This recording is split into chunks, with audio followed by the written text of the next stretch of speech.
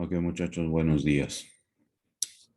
Situaciones de otra índole nos limitan el poderles acompañar de manera presencial en esta ocasión, pero pues no será el impedimento dadas las ventajas que hoy nos permite la tecnología.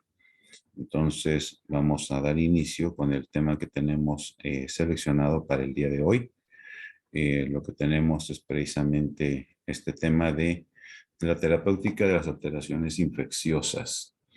En este punto vamos a considerar precisamente la cuestión de lo que se refiere a los mecanismos de acción de algunos antibióticos y por lo mismo pues también vamos a referirnos a algunas cuestiones propias de este punto. Bueno, pues iniciamos. Entonces tenemos aquí una referencia en lo que se refiere a los mecanismos de acción de algunos antibacterianos de tipo oftálmico, pero en su aplicación tópica.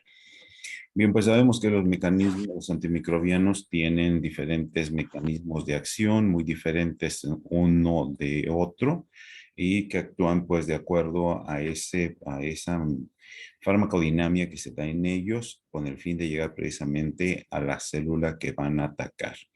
En lo que se refiere a los antibióticos, pues podemos considerar estos puntos, ¿no? Pueden atacar lo que es la pared bacteriana, la membrana bacteriana, el proceso de síntesis de proteínas o también el proceso de síntesis de los ácidos nucleicos. Estos puntos, bueno, ya los revisamos en su momento en la primera versión de la materia de farmacología y pues aquí nos vemos precisados a traer a memoria lo que se refiere a la estructura de los microbios, en este caso concreto de lo que se refiere a las bacterias. No olvidemos que el límite natural de todas las células humanas, animales o vegetales viene siendo la membrana. Pero en el caso de las bacterias tienen la facultad precisamente de crear o de sintetizar una pared, incluso fabricar la espora como mecanismos de protección. Bueno, pues aquí tendríamos nosotros una especie de síntesis así muy general de lo que vendrían haciendo los diferentes antimicrobianos. En el caso de las sulfas, pues nos van a atacar la síntesis precisamente de algunas moléculas, como se también con el grupo de las quinolonas y a las rifampicinas. Otras, pues nos van a atacar en su momento la síntesis del ácido desoxirribonucleico o el ARN mensajero, que ya sabemos que al ser alterado, pues nos va a estorbar la síntesis de lo que son las proteínas porque no va a poder, no se va a lograr la función adecuada de lo que vienen siendo los ribosomas en cualquiera de sus variantes, que ya sabemos que existen ribosomas 30, 50 y 80S, ¿verdad? Y pues aquí van a influenciar también en algún momento otro tipo de antibióticos, como ya lo estamos comentando. Ok. Bueno, pues aquí tendríamos nosotros una clasificación muy general de cómo están considerados precisamente los antibióticos o los antimicrobianos. Y podemos encontrar algunos grupos precisamente cómo están organizados. Y tenemos toda esta grande referencia. Notemos, existen los grupos de los famosos beta-lactámicos, donde están las penicilinas, las cefalosporinas, que son otro grupo. Total de los beta-lactámicos vamos a encontrar, como pueden ustedes encontrar aquí, 6 grandes grupos de antibióticos y no todos tienen exactamente el mismo mecanismo de acción, como tampoco el mismo espectro. Y así aparecen otro tipo de grupos, como tenemos aquí el caso de las tetraciclinas, los nitrofuranos, los fenicoles, etcétera, etcétera. Pero ya está el material, ya lo tienen en su correo para que lo revisen con más calma llegado el momento. En lo que se refiere a los antimicrobianos de tipo beta-lactámicos, aquí podemos encontramos ir haciendo una referencia muy general, muy rápida. La penicilina G, que puede ser la penicilina G sódica o la penicilina procaínica, pues tienen el efecto primordialmente sobre gram positivos, es decir, su espectro es muy escaso. Lo mismo sucede con la penicilina B potásica, que es la única versión de penicilinas que tenemos en lo que se refiere a la presentación oral. También su espectro sobre gram positivos. La cloxacilina, notemos que tiene un espectro un poco más amplio porque ya nos ataca un microbio, por cierto, muy bravo, que es en este caso el estafilococo productor de penicilinasa. Aquí nos queda claro que esta enzima, que es lo que hace? Desdobla precisamente la penicilina. La ampicilina es otro derivado de este mismo grupo que tiene un espectro, como vemos, más amplio, pues nos ataca gram positivos y gram negativos. La carbenicilina nos ataca este microbio que es sumamente agresivo, la Pseudomonas aeruginosa. Avanzando tenemos otro grupo, vienen siendo las cefalosporinas, cefalexina, cefuroxima, que son de los más conocidos, ¿verdad? Y notemos que su acción pues viene siendo un poco más amplia también, gram positivos y gram negativos. Este término AIDEM, pues aquí lo hemos puesto, ¿verdad? Que significa es lo mismo, o lo mismo, es decir, aparte de los gram positivos y gram negativos, la cefalexina tiene la oportunidad de atacar incluso cierto grupo de estafilococos productores de penicilinas. La cefuroxima, pues ataca también primordialmente lo que vienen siendo los gram positivos, pero tiene también más acción sobre gram negativos. Así por el estilo es como se va ampliando o modificando el espectro precisamente de lo que atacan estos fármacos. El ácido clavulánico, ¿qué es lo que viene haciendo? Precisamente nos refuerza la penicilina de tal manera que tiene un efecto, nos permite la aplicación de los fármacos en un horario un poquito más abierto. Ejemplo claro, la ampicilina, la amoxicilina se utiliza normalmente en aplicaciones de cada 8 horas. Generalmente es en presentación oral, pero cuando viene mezclada con el ácido clavulánico tenemos la oportunidad de ampliarle la administración a cada 12 horas. Como ven, tiene también un espectro de acción más amplio y el Solvac también teniendo esta misma oportunidad. Tenemos también otros fármacos, como es el caso del imipenem, es un antibiótico, por cierto, caro. Notemos que aparte de atacar lo que viene siendo los gram positivos, también ataca gram negativos de tipo aerobio y anaerobio. En esto ya sabemos que es la manera como utilizan el oxígeno algunos microbios. Este otro fármaco también pues tiene prácticamente el espectro de acá, pero notemos que no ataca anaerobios, solamente aerobios. Bueno, pues como lo estaba comentando, así es como se va ampliando este punto del espectro que tienen los antibióticos. En el caso de estos que tenemos acá, que son los aminoglucósidos, uno muy conocido es la gentamicina, que también existe en presentación para aplicación en pomada o en crema vía oftálmica, y la neomicina, que es uno de los más utilizados en goteros, pues su espectro de acciones de gram negativos y su función se está orientada precisamente a inhibir o estorbar la síntesis proteica atracando a los ribosomas 30S. Tenemos otros grupos también, como estamos viendo aquí, la espectinomicina también es otro de los antibióticos muy usados y notemos que aparte de atacar las bacterias gram negativas, también ataca micoplasmas. Así vamos avanzando, muchachos. Entonces veamos también que tenemos este otro grupo que viene siendo la lincomicina, que nos ataca ya otro nivel de ribosomas, de ribosomas 50S, y su espectro también de acción como se amplía. Las rifampicinas, primordialmente es muy utilizado para atacar sobre todo lo que viene siendo el micobacterio en tuberculosis, que hemos de comentar que no se utiliza de manera aislada, sino que se utiliza en combinación con otros fármacos, dado que las micobacterias son sumamente resistentes. Incluso con todo y eso, a la fecha se sabe también que existen ya versiones que están presentando mayor resistencia, incluso a otros fármacos. Las polimixinas, y tenemos también el caso de la vancomicina, y que también tienen pues su propio espectro, como estamos notando. La polimicina B tiene un efecto directo también sobre lo que viene siendo la pseudomonas aeruginosa, pero notemos dónde actúa, desorganizando la membrana. Vamos a decirlo así como haciéndole boquetes a la membrana de la bacteria, con lo que se facilita pues que pierda la bacteria esa característica de la permeabilidad selectiva y entonces pues fácilmente se viene la muerte del microbio. Aquí en este caso atacan esto lo que vienen siendo la síntesis de la pared, la estorban en microbios gram negativos y gram positivos. Tenemos también acá otros fármacos y aquí aparece notemos nosotros la eritromicina, que es muy utilizada sobre todo para problemas de vías respiratorios en las vías respiratorias superiores.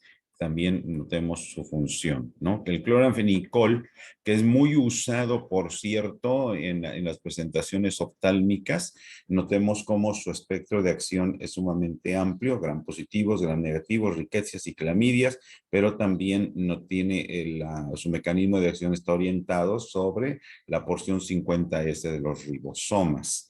Tenemos el caso de las tetraciclinas, también notemos que actúa sobre una unidad diferente de los ribosomas, y las oxitetraciclinas, oxiciclina y monociclina, pues también notemos que tiene un espectro más amplio. El problema de estos muchachos, hablando de incluso todos estos, es que por su espectro, que es demasiado amplio y generalmente son de aplicación por vía oral, excepto los que vengan en presentación en gotas, que sería ya aplicación tópica, al ser por administración oral, lamentablemente afectan la microbiota a nivel intestinal. Entonces hay que tener mucho cuidado. Una vez que termina el esquema de atención, hay que ayudar al paciente con la administración de probióticos para que pueda restablecerse la flora intestinal, como se le llama normalmente. En el caso de las sulfonamidas, ya lo meditamos y lo analizamos incluso con un poquito de amplitud en la otra sesión de la materia, donde interfieren precisamente con la síntesis del ácido fólico, es decir, estorban la utilización por parte de las bacterias de este nutriente. Y pues aquí tenemos este otro asunto, el ácido tetraidrofólico también es otra parte, otra porción, otra presentación de la misma molécula, donde ya la tenemos propiamente, podemos decir, la parte funcional del ácido fólico. Y finalmente tenemos el caso de la trimetoprima, que viene generalmente unido con una sulfamida. Ya ven la presentación más conocida del Bactrim, es trimetoprim con sulfametoxazol, precisamente para ayudarnos a atacar bacterias gram positivas y gram negativas. Ok. Bueno, pues ya esto es para considerar también algo más, los fármacos que actúan sobre el flujo de la membrana, es decir, alteran el flujo de la membrana, la permeabilidad selectiva es alterada, en el otro caso, pues descomponen la membrana, y en estos casos, pues que actúan también alterando la función de esta enzima, la ADN-agirasa, de tal manera que la doble cadena del ADN pues no se puede estructurar. Y estos son los últimos que tenemos ya en el grupo, ¿verdad? De los antibióticos. Este altera el asunto de la estructura del ARN mensajero, y con eso pues se comprende que queda alterada la síntesis de proteínas. Y este altera el asunto de lo que viene siendo el ADN. Su espectro, el metronidazol, muy utilizado para problemas digestivos, pero también se utiliza como medicamento de refuerzo para algunos problemas ocasionados primordialmente por anaerobios. Bien, ese es un repaso así muy general de los grupos de antibióticos, que es lo que estábamos, esta lámina, es la lámina que teníamos al principio. Muy bien, pues los mecanismos de acción ya los conocemos, ¿verdad? Que pueden, aquí como estamos viendo, inhiben la pared, la síntesis de la pared celular, afectan la permeabilidad de la membrana, o sea, aunque la membrana la puedan sintetizar, lamentablemente la permeabilidad está afectada. También el asunto de los ribosomas, que pueden ser en las unidades 50 o 30S primordialmente, el metabolismo del ácido fólico, la alteración del uso de metabolitos, incluso la alteración de los ácidos nucleicos, ¿no? Bien, pues entonces, ya que sabemos que existe todo este grande repertorio o arsenal de antibióticos, bueno, es necesario que de alguna manera contemos con los criterios generales para llevar a cabo una selección de los que vamos a utilizar en la atención de nuestros problemas oftálmicos.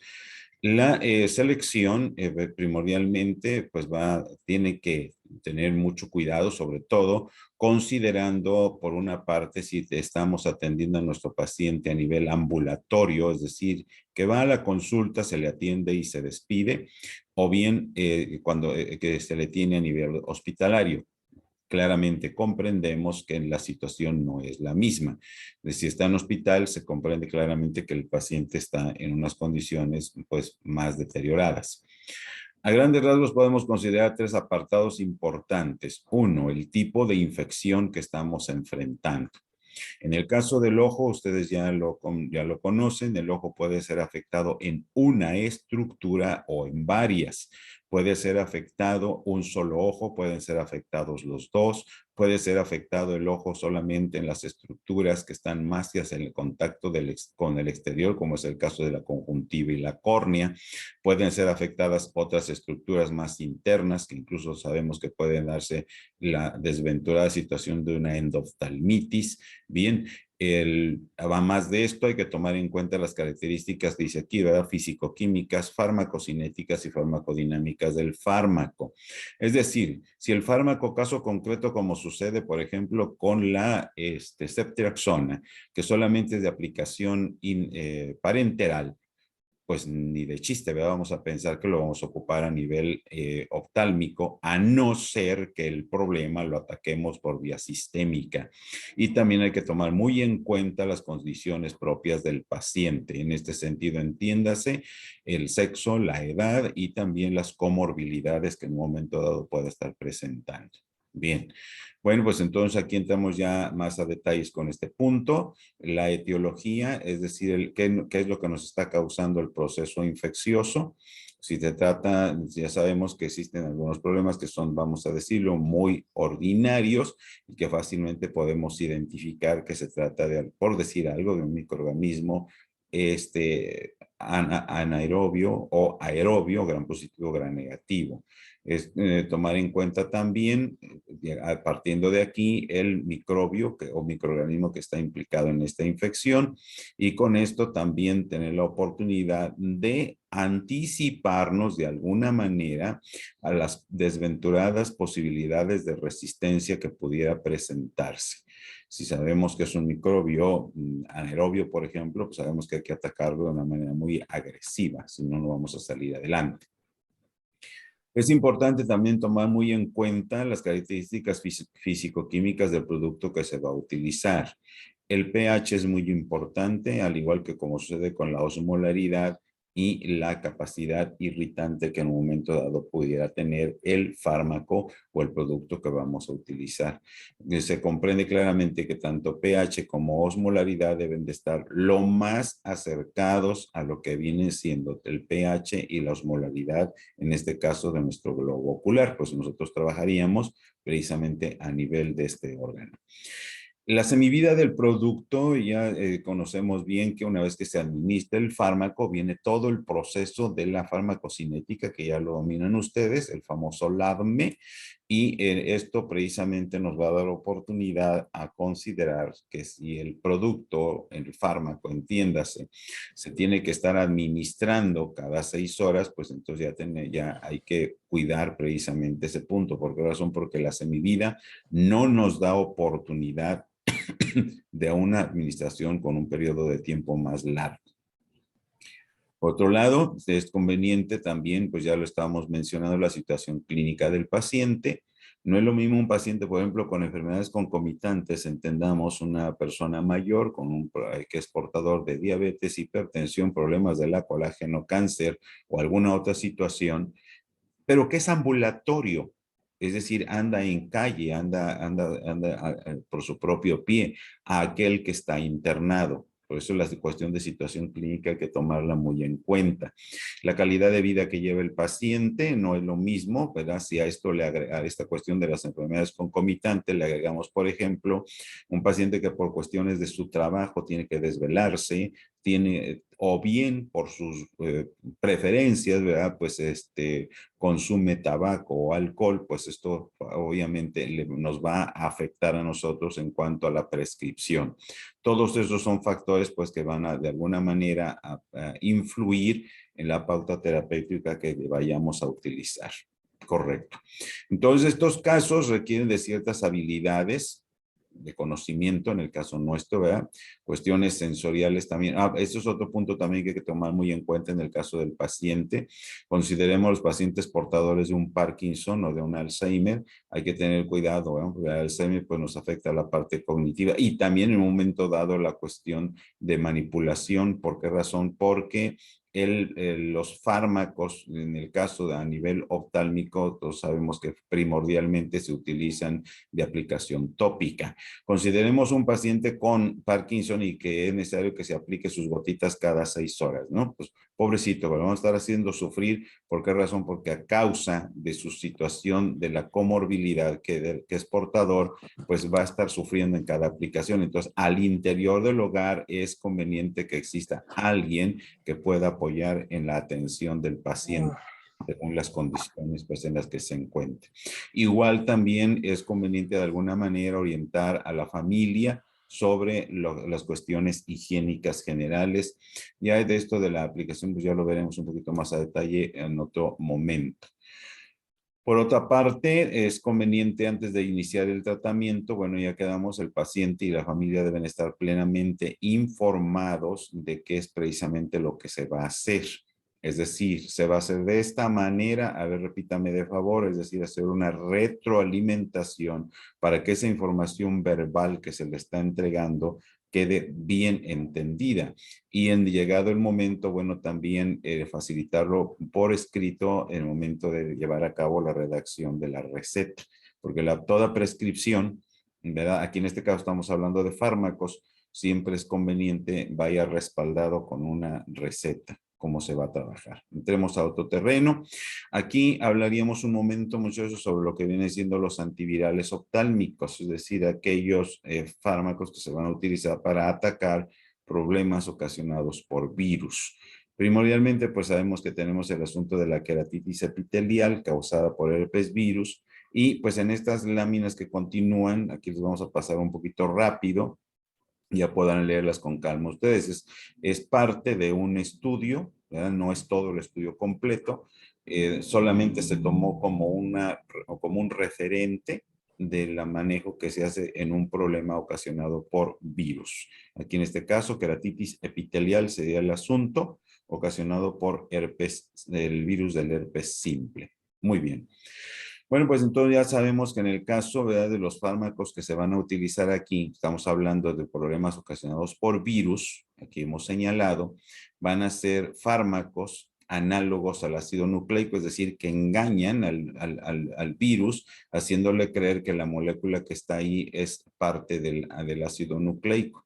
Y pues aquí tendríamos la referencia de estos fármacos, como es la vidavirina, el aciclovir, el ganciclovir, el tribavirin, y la acidobudina, por mencionar algunos de ellos. Bueno, es un todo que se están refiriendo aquí. Y entonces, pues en este estudio se hizo la comparación de diferentes tratamientos en pacientes con este tipo de problema, esto de VHS. Por favor, no estamos a estar pensando en los cassettes de películas. Es una abreviatura del virus del herpes simple. Bien, pues entonces el problema es que la infección genera dolor y una visión borrosa precisamente por el proceso que se está presentando allí. Los fármacos pues generalmente son, ya sabemos, gotas y aquí se habla precisamente de uno de estos fármacos que es el interferón y pues también comparándolo con una limpieza superficial utilizando precisamente en lo que viene siendo la parte de la córnea. Aquí están las referencias de lo que se hizo en este estudio. Están hablando aquí de que es un compendio de 137 estudios con 8,333 ojos atendidos, comparando precisamente el efecto de los antivirales utilizando el interferón y también en contrapartida o contra el desbridamiento como una ayuda.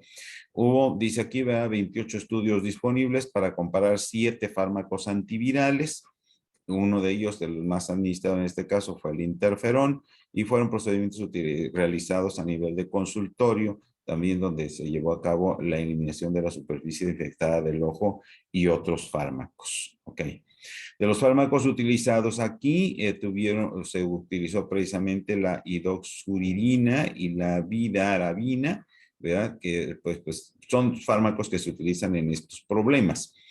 Y pues según esto, ¿verdad? Ya estamos tocando aquí la parte del resultado. El estudio, como ustedes saben, lleva una descripción también de lo que se hizo, cuánto tiempo estuvo el tratamiento, los fármacos utilizados, el mecanismo de atención, en fin. Y pues de aquí al resultado, pues según estos dos fármacos, hidoxuridina y vidarabina, vienen siendo los mejores, incluso ¿verdad? Para atender la curación de este problema, la queratitis dendrítica causada por el virus del herpes simple. Y la atención, como vemos, fue durante 2 semanas. Tenemos aquí otro fármaco que es la trifluridina, también aplicada de manera tópica, el aciclovir y otros más como estamos comentando acá en este punto.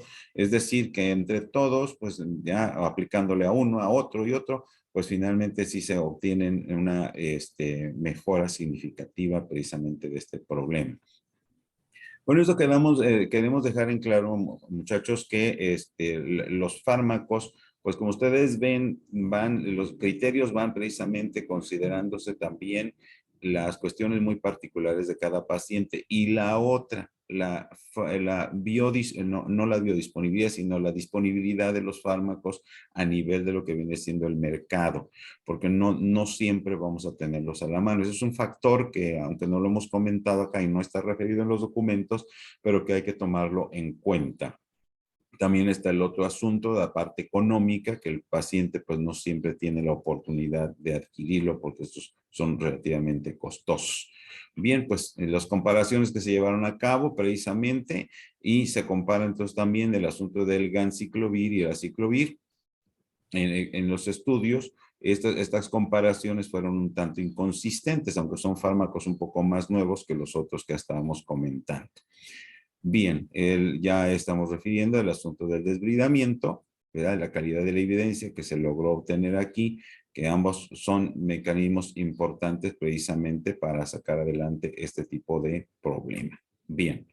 Y las conclusiones de los autores, pues tenemos esto precisamente. Podemos leerlo textualmente. Los estudios controlados con placebo en la queratitis epitelial por virus del herpes simple están limitados a intervenciones reemplazadas. La trifluridina y el aciclovir son más efectivos que la hidoxuridina y la vidarabina y similares en cuanto a la actividad terapéutica. Es decir, ¿qué entendemos con esto? Que son más efectivos estos, atacan más rápido el problema, aunque estos también logran sacarlo adelante, pero con un poquito de más, digamos, lentitud. Aparte de esto, nos refieren, ¿verdad? La bridubina y el foscarnet no difieren en forma significativa de la trifluridina o el aciclovir en cuanto a la efectividad. No olvidemos que se trata de un estudio y en un estudio pues se hacen comparaciones. Tenemos el otro asunto también con el ganciclovir, fue al menos igual de efectivo que el aciclovir. O sea, notemos, aunque son fórmulas un tanto distintas, una más nueva que la otra, pero tienen todavía su propio efecto.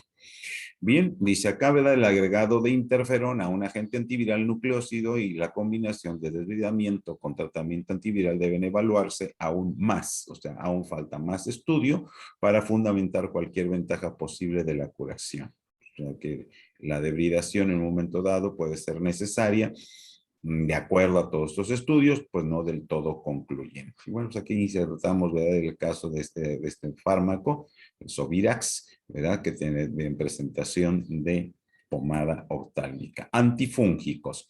Nos queda claro que pues aquí vamos a tocar el punto, ¿verdad? De lo que se refiere a los problemas ocasionados precisamente por hongos. Las micosis, que lamentablemente también alcanzan a afectarnos a nivel de lo que vienen siendo nuestros ojos.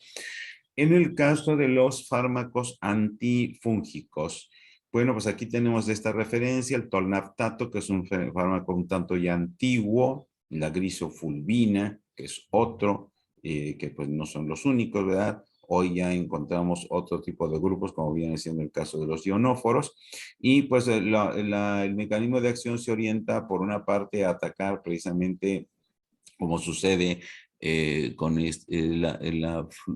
para atacar acá bien lo que vienen siendo los ácidos nucleicos, o bien en un momento dado, como sucede con la anfotericina B, que son es otro grupo de fármacos también de este tipo, pues para afectar la permeabilidad de la membrana, ni también pues otro tipo de ataque, como viene siendo aquí, el alterar la síntesis del ergosterol. El ergosterol es un compuesto que ayuda precisamente a mantener firme la cuestión de la membrana celular. Los ionóforos también van atacando lo que viene siendo la membrana. Bueno, aquí tendríamos el caso tenemos aquí, por ejemplo, la nitamicina, que viene en presentación de 50 miligramos, ¿verdad? Y el vehículo cuánto sea suficiente para el volumen del gotero, pues aquí lo tenemos, es uno de los ocupados para este tipo de problemas. ¿Qué tenemos acá? Perdón, es la miconacina, disculpen, indicado para tratar afecciones o infecciones de los ojos causados por hongos. También está indicado para el tratamiento, notemos, de la blefaritis, conjuntivitis y queratitis ocasionado por microorganismos susceptibles, incluyendo cándida. La cándida, ustedes saben que la cándida albicans es la causante, por ejemplo, en el caso de los niños, el famoso algodoncillo, pero que también puede afectarnos a nivel del ojo. Los aspergillus, cephalosporium, fusarium y penicillium son otro tipo de hongos también que lamentablemente pueden llegar a afectarnos a nivel ocular. Bien, la farmacocinética, la nitamicina, dice aquí, ¿verdad? Debe sus efectos antifúngicos en el momento en que se enlaza, notemos aquí, ¿verdad? Con los esteroles de la membrana celular del hongo para producir un cambio en la permeabilidad de la membrana y con esto permite que permite en el momento en que ayuda al ataque de la infección, pero pues lamentablemente el pobre microbio, ¿verdad? Pues le estorba en haciéndole perder materiales celulares esenciales. Después de su aplicación, la nitamicina se retiene en la bóveda corneal. Ya en los trabajos anteriores vimos claramente que existen incluso compartimentos de manera directa a nivel de lo que viene siendo el ojo. Así que para pasar de un segmento al otro, ¿verdad? Pues tiene que pasar cierto tiempo y ya no alcanza a pasar la misma cantidad del fármaco. Es mucho menos la cantidad, ¿ok? Tenemos, dice aquí, normalmente se mantienen concentraciones significativas en el flujo intraocular. La nitamicina no se absorbe sistémicamente y pues como en todos los casos hay que tener cuidado porque pueden darse casos de hipersensibilidad precisamente a este fármaco o a algún otro de los componentes de la fórmula. No olvidemos que la fórmula pues no solamente trae la sal, sino que también trae algunos otros componentes precisamente para se logre completar lo que viene siendo el volumen, la presentación del fármaco coyaco para su utilidad. Bien, pues es lo que teníamos para esta oportunidad, muchachos. Por ahí se les pasó la semana pasada el otro trabajo de lo que viene siendo las alteraciones de la que es la película lagrimal. Espero ya en la semana que entra nos podamos ver y podamos de alguna manera dar un repaso a lo que ya hemos trabajado hasta este momento con los materiales que se les han estado enviando y también pues disipar algunas de sus dudas para que por ahí las dudas que tengan las vayan preparando y las tengamos a la orden. Les escucho, nos quedan unos minutos. Si hay alguna duda, alguna pregunta que quieran hacer, estoy a la orden.